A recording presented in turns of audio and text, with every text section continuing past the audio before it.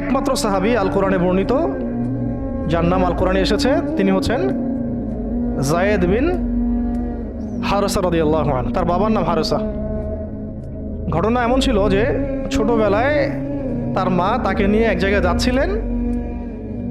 তো আগে তো ওই যে ডাকাতি হতো, জলদস্যুর আক্রমণ করতো না, এরকম তাঁবুর মধ্যে আক্রমণ হয়েছে এবং তার মায়ের কাছ থেকে সন্তানকে কেড়ে নিয়ে চলে গেছে। মায়ের জন্য কত কষ্টকর এটা, সন্তানের মহব্বত, এটা তো বাবা মারাই বুঝবে সন্তানের প্রতি মহব্বত কাকে বলে, সন্তানকে ছেড়ে থাকার কষ্ট, এটা যারা বাবা মা হয়েছেন তারাই তো বুঝবে। তো এদিকে বাবা মা পাগল প্রায়, সন্তানকে খুঁজে পাওয়া যাচ্ছে না, আর দস্যুরা তাকে নিয়ে ওকাস বাজারে বিক্রি করে দিয়েছে। কোন বাজারে? ওকাস। এটা ছিল মক্কায় একটা বাজার, ওখানে মেলা হতো, ওকাস, ওখানে বিক্রি করে দিয়েছে। তো ঘটনাক্রমে তখন তার বয়স মাত্র কত হবে, 8 থেকে 10 বছর। ঘটনাক্রমে তাকে খরিদ করেছেন খাদিজা রাদিয়াল্লাহু আনহা। খাদিজা রাদিয়াল্লাহু আনহার আত্মীয়, খাদিজা রাদিয়াল্লাহু আনহার আত্মীয়। তখন কিন্তু নবী সাল্লাল্লাহু আলাইহি ওয়াসাল্লাম নবুয়ত পান নাই, মানে ওহী আসেনি এখনো, বিয়েও হয়নি এখনো। খাদিজা রাদিয়াল্লাহু আনহার সাথে এখনো বিয়ে হয় নাই। তো তার আত্মীয় তাকে কিনে নিয়ে আসছেন, এনে খাদিজা রাদিয়াল্লাহু আনহার খেদমতে দিয়ে দিয়েছেন। খাদিজা রাদিয়াল্লাহু আনহার সাথে যখন নবী সাল্লাল্লাহু আলাইহি ওয়াসাল্লাম বিয়ে হলো, তখন তো তার বয়স 40, আর আমাদের নবী সাল্লাল্লাহু আলাইহি ওয়াসাল্লামের বয়স 25। এটা বাংলাদেশে হইলে বাংলাদেশের মানুষ মেনে নিত না, তালাক করাই ছাড়তো অনলাইনের মাধ্যমে। কথা বুঝতে পারছেন? যদিও দুজন সুখী, যদিও ধরেন দুজন সুখী একে অপরকে পেয়ে, এখন যদি আমাদের এখানে কোনো ভাই 40 বছর বয়সের কোনো মেয়েকে বিয়ে করে, যার নিজের বয়স হচ্ছে 20 বা 25, তো সমাজই ওকে তালাক দেওয়া ছাড়বে, যদিও সে ওই মেয়ের সাথে সুখী। হ্যাঁ, বিয়ে কেন্দ্রিক যত জাহালাত, এগুলোই দূর হয় নাই সমাজ থেকে এখনো। রাসূল সাল্লাল্লাহু আলাইহি ওয়াসাল্লামের সাথে বিয়ে হলো, বিয়ে হওয়ার পরে এমন হয় না যে আপনি কাউকে বিয়ে করেছেন এবং আপনার তাকে খুব পছন্দ হয়েছে, দুজনকে বেশ সন্তুষ্ট আর কি, তেমন আপনি চান না তাকে কিছু হাদিয়া দিতে, হাদিয়া তোফা দিতে মন যাবে না? হাদিয়া দিয়ে কি আবার কেউ ফেরত নেয়? তো হাদিয়া তোফা দিতে তো মন চাবে। খাদিজা রাদিয়াল্লাহু আনহা হাদিয়া দিচ্ছেন নবী সাল্লাল্লাহু আলাইহি ওয়াসাল্লামকে যে, হে মুহাম্মদ, আমার খুব প্রিয় একজন দাস আছে, আমার খুব প্রিয় একজন দাস আছে, এবং তার চেহারা দেখে আমি বুঝতে পারি যে সে খুব বুদ্ধিমান এবং সে খুব সৎ। চেহারা দেখলে বোঝা যায় না মানুষের? চেহারা কিন্তু কথা বলে, চেহারাও কথা বলে, তবে দেখার চোখ থাকতে হবে, দেখার মতো চোখ থাকতে হবে। গুনাহের চোখ দিয়ে তো কারো চেহারা পড়ার সুযোগই নাই। যেমন আনাস রাদিয়াল্লাহু আনহু, তার জন্য নবী সাল্লাল্লাহু আলাইহি ওয়াসাল্লাম দোয়া করে দিয়েছিলেন না? তার মা দেখেই চিনে ফেলছেন যে হ্যাঁ, উনি শেষ নবী, এই চেহারা কোনো মিথ্যাবাদের চেহারা না। এরকম করে কথা বলা হচ্ছে, ইয়া রাসূলুল্লাহ, আমার ছেলের জন্য দোয়া করে দেন। আব্দুল্লাহ বিন সালাম রাদিয়াল্লাহু আনহু ইহুদি ছিলেন, যখন নবীজি মদিনায় গিয়েছেন তার চেহারা দেখেই তিনি বুঝে ফেলছেন যে তিনি শেষ নবী। এই চেহারা কোনো মিথ্যাবাদী চেহারা হতে পারে না, ওই চোখ থাকতে হবে এবং ওই কলব থাকতে হবে পড়ার জন্যে। তো খাদিজা রাদিয়াল্লাহু আনহা হাদিয়া দিয়েছেন যে আমার খুব প্রিয় একজন দাস আছে, যায়েদ। তো নবী সাল্লাল্লাহু আলাইহি ওয়াসাল্লাম এটাকে গ্রহণ করেছেন, হাদিয়া গ্রহণ করে তিনি দেখেন যায়েদ বিন হারেসা রাদিয়াল্লাহু আনহুর তাকদীরটা কেমন হলো। স্থলদস্যুদের হাত থেকে ওকাস বাজার থেকে চলে আসলো কোথায়? খাদিজা রাদিয়াল্লাহু আনহার বাসা, সেখান থেকে নবী সাল্লাল্লাহু আলাইহি ওয়াসাল্লামের সোহবতে। চিন্তা করা যায়? এই তাকদীর তো ইউসুফ আলাইহিস সালামের চেয়েও কম সৌভাগ্যের না। ইউসুফ আলাইহিস সালামের কি হয়েছে? ভাইয়ের ষড়যন্ত্র, সেখান থেকে কূপ থেকে রাজপ্রাসাদ, সেখান থেকে জেল থেকে আবার রাজপ্রাসাদ, তারপরে তো পুরো মিশরের বড় একটা অংশের রাজনৈতিক দায়িত্ব, এবং সেখান থেকেই বনু ইসরাইল পরে আবার মিশরে আসলো। ওটা অন্য একদিন আলোচনা করবো ইনশাআল্লাহ। তো এখানে যায়েদ ইবনে হারেসা রাদিয়াল্লাহু আনহার তাকদীর কেমন? অনন্য সাধারণ। এত এত চমৎকার যে এটা তো ঈর্ষণীয়। আলী রাদিয়াল্লাহু আনহু ছাড়া এমন তাকদীর তো মনে আর কেউ পান নাই, যে নবী সাল্লাল্লাহু আলাইহি ওয়াসাল্লামের ঘরের মধ্যে তিনি সবসময় তার সাথে তার খেদমত করছেন। শুধু তাই না, নবী সাল্লাল্লাহু আলাইহি ওয়াসাল্লাম তাকে নিজের পুত্র বানিয়ে নিলেন। যায়েদ আমার পুত্র, যায়েদ আমার ছেলে। দাস রাখলেন না। যখন তিনি যায়েদ বিন হারেসা রাদিয়াল্লাহু আনহুকে পেলেন, তো সবার সামনে এলান করে দিলেন যে সে আমার দাস না, ও আমার ছেলে, যায়েদ আমার ছেলে। নবী সাল্লাল্লাহু আলাইহি ওয়াসাল্লাম বলছেন যায়েদ আমার ছেলে, বলছেন যে আমি তাকে ভালোবাসি, ও আমাকে ভালোবাসে। অথবা এক জায়গায় এইভাবে আসছে যে আমি তার উত্তরাধিকারী, সে আমার উত্তরাধিকারী। যায়েদ বিন হারেসা রাদিয়াল্লাহু আনহুর লকব ছিল হিব্বু রাসূলিল্লাহ, রাসূল সাল্লাল্লাহু আলাইহি ওয়াসাল্লামের প্রিয় ভাজন, প্রিয় ভাজন।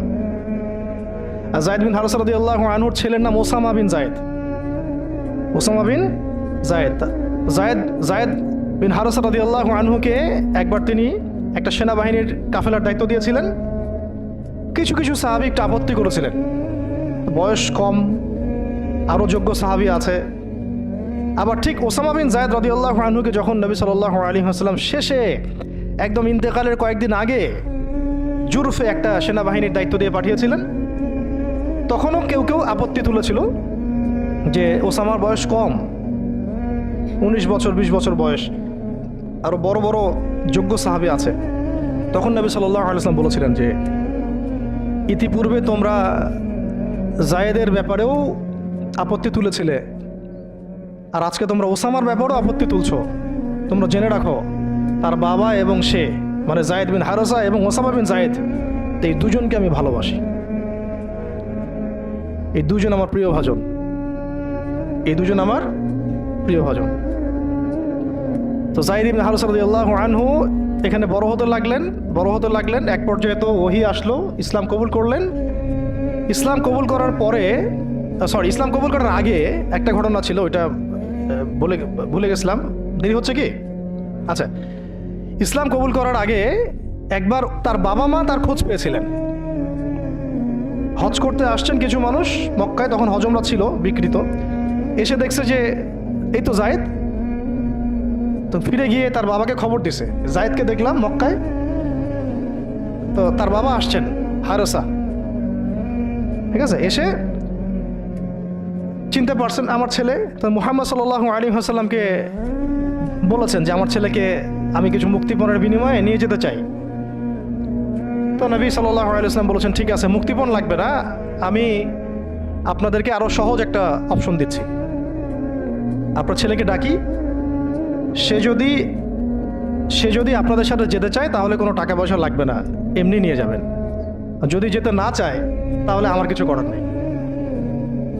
তখন তার বাবার সামনে তার ছেলেকে আনা হলো, বলা হলো যে ওনাদেরকে চিনতে পারো?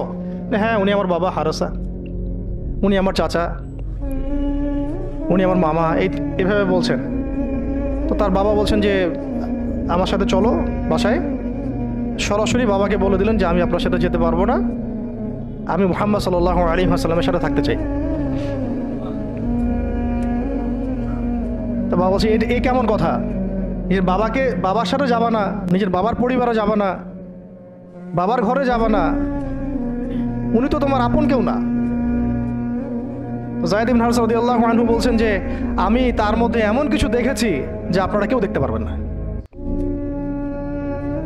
এটা সম্পর্ক, মহব্বত, এগুলোকে সম্পর্ক বলে, মহব্বত বলে। অথচ কেউ কাউকে চিনে না, মানে কেউ কারোর সাথে কারো রক্তের সম্পর্ক নাই। আর নবী সাল্লাল্লাহু আলাইহি ওয়াসাল্লাম তাকে বললেন তখন যে যায়েদকে আমি মুক্ত করে দিয়েছি। যায়েদ আমার দাস না, যায়েদ আমার ছেলে, যায়েদ আমার ছেলে, আমি তার উত্তরাধিকারী, সে আমার উত্তরাধিকারী, আমি তাকে ভালোবাসি। তার উপাধি হয়ে গেল হিব্বু রাসূলিল্লাহ, রাসূলের প্রিয় ভাজন। সবাই তাকে এই নামে ডাকা শুরু করলো, রাসূলের প্রিয় ভাজন, রাসূল তাকে ভালোবাসে, রাসূল তাকে ভালোবাসে, রাসূল তাকে ভালোবাসেন। আর আমি বলছি রাসূল কে? সাল্লাল্লাহু আলাইহি সাল্লাম, যাকে আল্লাহ ভালোবাসেন। রাসূল কে? যাকে আল্লাহ ভালোবাসেন। তো এখন যখন নবুয়ত প্রাপ্ত হলেন, তখন আপনারা তো সবাই জানেন যে প্রথম 13 বছর মক্কায় কাটানো হয়েছে। এই প্রথম 13 বছরে যে কি পরিমাণ নির্যাতন সহ্য করতে হয়েছে, এটা ভাষায় প্রকাশ করার কোনো কিতাব পাওয়া যাবে না, আর এটা লেখার মতো কোনো কলম নাই, কোনো হাত নাই। ওইগুলো নিয়ে আমরা ইনশাল্লাহ পরে কথা বলবো। আজকে শুধু একটা দুইটা জায়গা বলতেছি। একটা সফর ছিল তায়েফের সফর। কিসের সফর? এই যে হুট করে শুনলেন তায়েফের সফর। তায়েফের সফরের আগে 10 বছর আছে। এই 10 বছরে এত নির্মম নির্যাতন সহ্য করতে হয়েছে, যেটা তায়েফ পর্যন্ত যেতে রাসূল সাল্লাল্লাহু আলাইহি ওয়াসাল্লামকে বাধ্য করেছে।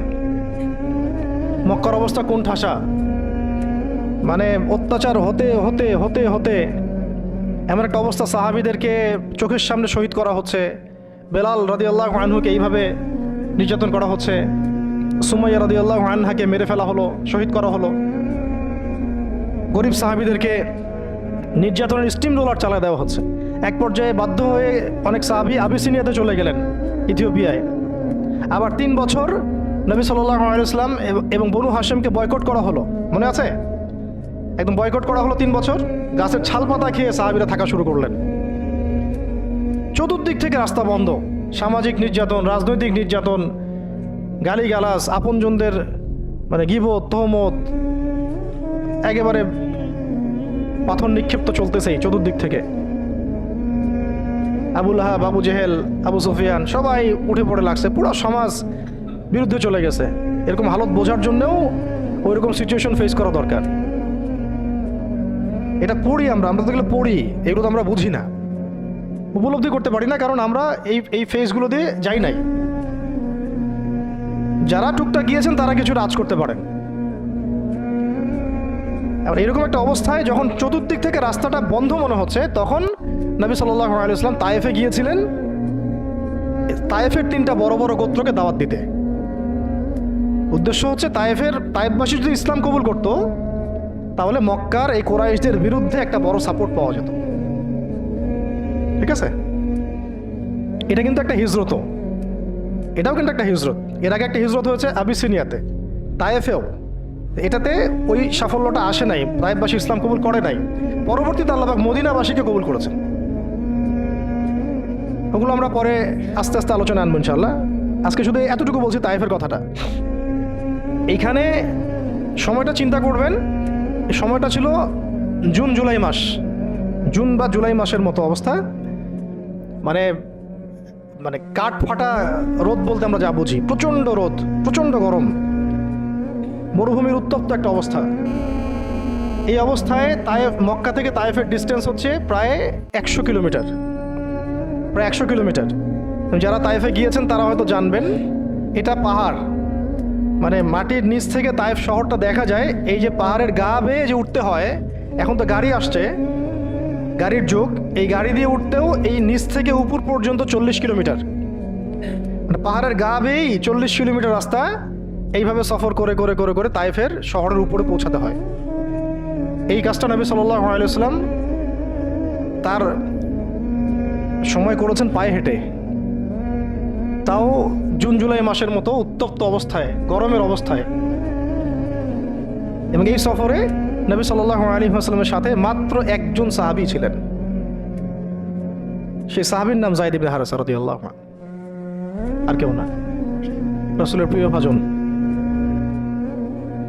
তাহলে বুঝতে পারছেন কত কাছের সম্পর্ক। আর কেউ না, কোনো সাহাবী না, যায়েদ ইবনে হারেসা রাদিয়াল্লাহু। ঠিক যেমন গারে সাওরে কেউ নাই, কোনো সাহাবী নাই। কে আছেন? আবু বকর রাদিয়াল্লাহু আনহু। আয়েশা রাদিয়াল্লাহু আনহা বলতেন মাঝে মাঝে যে যদি রাসূল সাল্লাল্লাহু আলাইহি ওয়াসাল্লাম জীবিত থাকতেন, তাহলে যায়েদ ইবনে হারেসা রাদিয়াল্লাহু আনহুকে মনে হয় তিনি তার পরবর্তী স্থলাভিষিক্ত হিসেবেই ঘোষণা করে দিয়ে যেতেন। এত ভালোবাসতেন তিনি তাকে, মনে হতো যেন যায়েদ ইবনে হারেসা রাদিয়াল্লাহু আনহুকে তিনি পরবর্তী স্থলাভিষিক্ত করে দিয়ে যাবেন, এত ভালোবাসতেন। যখন যায়েদ ইবনে হারেসা কোনো সফর থেকে ফিরত, আমি, আয়েশা রাদিয়াল্লাহু আনহা বলছেন, আমি রাসূল সাল্লাল্লাহু আলাইহি ওয়াসাল্লামকে এত কি একটা বলছে গ্রিটিংস বলি না আমরা, অভিবাদন, এত ব্যস্ত হয়ে অস্থির হয়ে আলিঙ্গন করতে দেখি নাই যেমনটা যায়েদ ইবনে হারেসার ক্ষেত্রে তিনি করতেন। বহু সফরে তিনি তাকে পাঠিয়েছেন, সারিয়া অভিযানে। সারিয়া মানে যে সফরগুলোতে আমাদের নবীজি নিজে যান নাই, কিন্তু সাহাবীদেরকে পাঠিয়েছেন কোনো সামরিক অভিযান, এটাকে বলা হয় সারিয়া। আর গাজওয়া হচ্ছে এমন যুদ্ধ যেখানে নবীজি নিজে গিয়েছেন, অ্যাজ এ কমান্ডার উপস্থিত ছিলেন। তো একবার একটা সফর থেকে যায়েদ ইবনে হারেসা রাদিয়াল্লাহু আনহু এসেছেন। আয়েশা রাদিয়াল্লাহু আনহা বলছেন তার গায়ে, আমাদের নবীজির গায়ে সতরটা কোনো রকম ঢাকা ছিল, উপরের পোশাক নাই, মানে গায়ের উপরের পোশাকটা তিনি পরেনি নাই। এই অবস্থাতে তিনি আয়েশা রাদিয়াল্লাহু আনহার ঘরে ছিলেন। ওইখানে এসে যায়েদ ইবনে হারেসা রাদিয়াল্লাহু আনহু নক করেছেন দরজায়।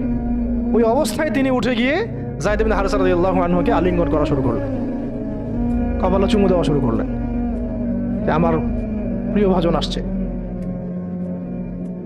ওই সাহাবীকে সাথে নিয়ে তিনি সফর করছেন তায়েফে। তায়েফে যাওয়ার পরে 3টা গোত্রনেতা ছিল ওখানে। অনেক বড় কথা, তো আমি অল্প করে বলছি সময় সংক্ষিপ্ততার কারণে। একটা গোত্রনেতার নাম হচ্ছে আব্দে ইয়ালাইল। এর আন্ডারে বহু মানুষ ছিল। যদি সে ইসলাম কবুল করতো তাহলে ওই সবাই ইসলাম কবুল করত, সে করে নাই। একটা গোত্রনেতার নাম ছিল আব্দে মাসউদ। তার আন্ডারে বহু মানুষ ছিল এবং ধনী ধনী বড় বড় ধনী ব্যবসায়ী, রাজনীতিবিদ, সে ইসলাম কবুল করে নাই। আরেকটা লোক ছিল, তার নাম হাবিব বিন আমর, এই 3 নাম্বার গোত্রনেতা। তো সেও ইসলাম কবুল করে নাই। ইসলাম কবুল না করার কারণে এই 3টা গোত্রনেতার কাছ থেকে, আপনারা কি মনে করেছেন একদিন দাওয়াত দেওয়া হয়েছে? প্রায় 1 মাস নবী সাল্লাল্লাহু আলাইহি ওয়াসাল্লাম এই তায়েফের এই ময়দানে ছিলেন, দাওয়াতের ময়দানে। কোনো কিতাবে আসছে 10 দিন, কোনো কিতাবে আসছে 15 দিন, 17 দিন, কিন্তু অ্যাপ্রক্সিমেটলি 1 মাস। এটা বিভিন্ন সিরাতের কিতাবে আসছে। এই 1টা মাস তায়েফে থাকা, খাওয়া দাওয়া তো আল্লাহ ভালো জানেন কি হয়েছে। তার সাথে একজন মাত্র সাহাবী, দরজায় দরজায় দাওয়াত দেয়া, এবং সবাই দাওয়াত রিফিউজ করলো। বড় বড় 3টা গোত্রনেতাও রিফিউজ করে দিল। শুধু যে রিফিউজ করলো তা না, বরং এমন টিটকারি শুরু করলো, এমন ব্যঙ্গাত্মক আচরণ শুরু করলো, শেষ পর্যন্ত ওই এলাকার যত ছোকরা ছিল, যুবক, তরুণ, কিশোরী বেশি আসছে বর্ণনায়, এদেরকে লেলিয়ে দেওয়া হলো, সবার হাতে পাথর উঠিয়ে দেওয়া হলো যে এই ব্যক্তি মাজনুন, নাউযুবিল্লাহি মিন যালিক। মাজনুন মানে পাগল, এই ব্যক্তি কাযযাব, এই ব্যক্তি মিথ্যাবাদী, এই ব্যক্তি সাহের, এই ব্যক্তি জাদুকর। কাকে বলা হচ্ছে? সবাই মিলে পাথর মারো তাকে, নাউযুবিল্লাহি মিন যালিক। দৃশ্যটা একটু চিন্তা করেন। 10 বছর মক্কায় দাওয়াত দেওয়ার পর চতুর্দিক থেকে কুরাইশদের নির্যাতন, নিপীড়ন, শারীরিকভাবে, মানসিকভাবে, আত্মিকভাবে, সামাজিক বয়কট, 3 বছর গাছের ছাল পাতা খেয়ে পাহাড়ের পদতলে জীবন কাটানো বনু হাশেমের। আবার আমুল হুজনও হয়ে গেছে। ওই একই বছরে কয়েকদিনের মধ্যেই চাচা আবু তালেবও ইন্তেকাল করেছেন, খাদিজা রাদিয়াল্লাহু আনহাও ইন্তেকাল করেছেন। কি অবস্থা, কি অবস্থা ওই সময় চিন্তা করে, কি কষ্টের সময়, কিরকম কষ্টের সময় আমরা তো উপলব্ধি করতে পারবো না। আমরা তো গাজাবাসীর কষ্ট উপলব্ধি করতে পারি না, রাসূলুল্লাহ সাহাবীদের কষ্ট কি উপলব্ধি করতে পারবো? এই অবস্থায় আশার আলো নিয়ে তায়েফে যাওয়া, সেখানে গিয়ে যে 1 মাস এই মেহনত করার পর এই অবস্থা, সমস্ত ছোকরারা পাথর মারা শুরু করলো। কি পাথর মারার সেই গতি, যেখানে পাথর মারা হয়েছে ওই জায়গা আমরা দেখে আসছি আলহামদুলিল্লাহ। কি পাথর মারার গতি, এমন পাথর মারা হচ্ছিল যে রাসূল সাল্লাল্লাহু আলাইহি ওয়াসাল্লামের মানে গায়ে লেগে রক্ত বের হতে হতে সেই রক্ত দিয়ে পায়ের যে জুতাটা আছে এই জুতাটা আটকে গেছে, এইভাবে জুতা খোলা যাচ্ছে না। রাসূলুল্লাহ সাল্লাল্লাহু আলাইহি ওয়াসাল্লাম পা থেকে জুতা খোলা যাচ্ছে না, রক্তে আটকে গেছে। আর মানুষ বলছে পাগল, মিথ্যাবাদী, হ্যাঁ জাদুকর, জিনে আসর করছে, মানুষ বলতেছে এগুলা। রাজনৈতিক ক্ষমতা চায় মনে হয়, হ্যাঁ অর্থ চায় মনে হয়, দুনিয়ার জৌলুস মনে হয় চায়, আমাদের ঐক্য বিনষ্ট করতে আসছে।